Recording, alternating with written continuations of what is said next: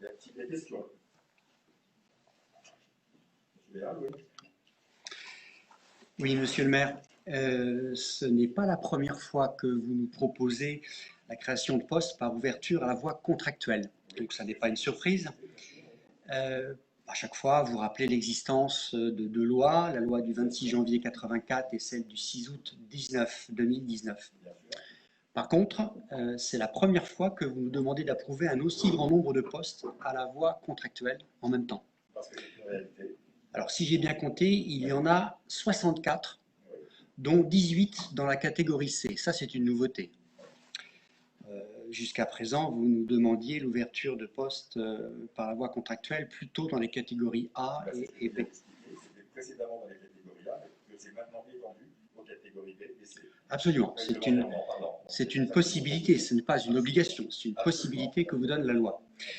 Et cela non compris, si j'ai bien compté, le poste d'architecte cybersécurité qui fait l'objet de la délibération suivante et dont le niveau là sera de niveau A. Alors, quand je vois les postes que vous ouvrez à la voie contractuelle, c'est-à-dire, pour être clair, à la possibilité de recruter des salariés qui n'auront pas le bénéfice du statut de fonctionnaire territorial, je m'étonne un petit peu. Par exemple, la description d'un secrétaire et d'agent d'accueil. Moi, je me pose la question de savoir si votre nouvelle politique de gestion des ressources humaines ne consiste pas à remplacer petit à petit les agents fonctionnaires par des salariés de statut privé, qui sont plus faciles à licencier selon votre bon plaisir. Ce n'est pas notre bon plaisir, monsieur. Attendez, je termine si vous permettez, monsieur le maire. Et puis vous aurez l'occasion de dire tout le mal que vous pensez de moi ensuite, mais laissez-moi terminer, je vous prie. Donc vous restez respectueux. Et je suis très respectueux, il me semble, pour l'instant.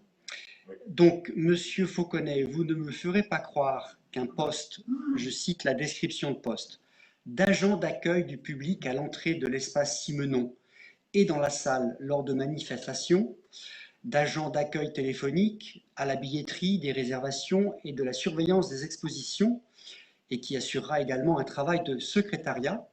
Vous ne me ferez pas croire qu'un tel poste requiert, je cite le texte de votre délibération, une technicité spécifique et fait partie de ces postes pour lesquels les candidatures de fonctionnaires peuvent être rares. Il en va de même pour les postes d'animateurs de centres de loisirs, d'ASEM, c'est-à-dire d'agents spécialisés des écoles maternelles, ou bien même d'agents d'entretien. Depuis quand ne peut-on pas trouver des agents d'entretien parmi les agents fonctionnaires de catégorie C? C'est étonnant. D'autant plus qu'une politique de gestion RH sérieuse et respectueuse des agents de la ville s'attacherait par exemple à aider les agents qui en ont besoin à passer les concours d'ASEM avec succès. Je sais avec certitude, ayant été parent d'élèves dans les écoles de la ville, que les ASEM, certaines personnes qui s'occupaient du nettoyage des écoles ont passé les concours et sont devenus ASEM dans les écoles maternelles de la ville. Il y a de cela un certain nombre d'années. Donc avec cette délibération qui ouvre le recrutement de salariés au statut privé, vous semblez déclarer à vos agents que vous n'appréciez pas les avantages que leur procure leur statut. Et il nous semble que ce n'est pas une bonne nouvelle pour le service public local. Merci. Cette délibération pour de régulariser des situations qui existaient, en effet pour régulariser ces situations et de les pérenniser maintenant. Je cite bien que conformément à un article 3.3 de la loi 84-53, ces contrats seront établis pour une durée maximale de 3 années. Ils sont renouvelables par résolution express dans la limite d'une durée maximale de 6 ans. Si à l'issue de cette durée, ces engagements seront reconduits, ils ne pourront l'être que par décision express et pour une durée indéterminée. Voilà. Donc ce n'est pas faire, prendre du personnel extérieur, mais c'est déjà pour régulariser les situations qui existaient et faire en sorte que lorsqu'il n'y a pas possibilité de trouver de personnel, administratif qui rentre dans le cadre de fonction, nous puissions en effet passer par la voie contractuelle. Voilà. Donc c'est déjà pour régulariser ces situations, faire en sorte de permettre aussi à tous de pouvoir travailler dans ces conditions-là. Et ce n'est pas du mépris pour le personnel qui est contractuel, bien au contraire, parce qu'il a toute sa place au sein de la collectivité.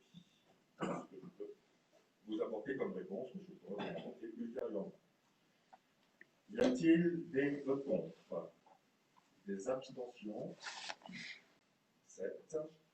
Donc, Madame Vavassori. La délibération est adoptée à 36 voix pour et 7 voix. L'abstention, pardon, excusez-moi. Alors, je vais céder la parole à M. Le Floch pour la création d'un emploi non permanent d'architecte cybersécurité qui devient maintenant un poste hautement demandé, puisque nombre de collectivités, vous allez nous le dire, ont été attaquées. Encore hier, une autre collectivité a été attaquée. Voilà. De jour en jour, les attaques sont plus précises.